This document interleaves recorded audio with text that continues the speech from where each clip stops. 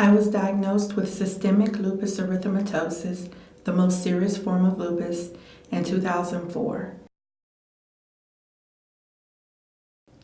I once read that the average time to diagnosis for lupus patients was 8 years.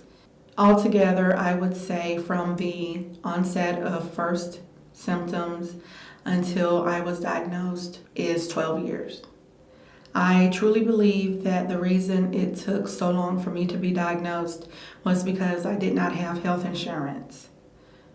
I was a full-time student during those years, both in undergraduate and graduate school, and I had low income and could not afford health insurance.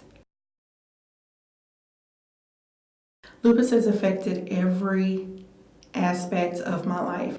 There is no part of my life that lupus has left untouched. Lupus has claimed my fertility. It has damaged friendships. It has ruined budding romantic relationships.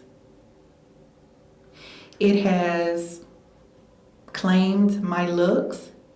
That may sound trivial to some people, but it really is not a trivial matter.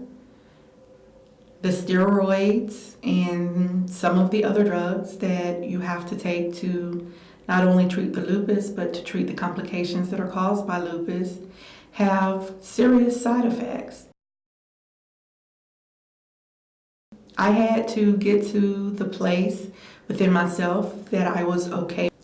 Because what else can you do but take the medication that is going to save your life or prolong your life? So I had to get okay with it. I had to find a way to be okay with it. And it didn't happen overnight. It was a process, but I did get there.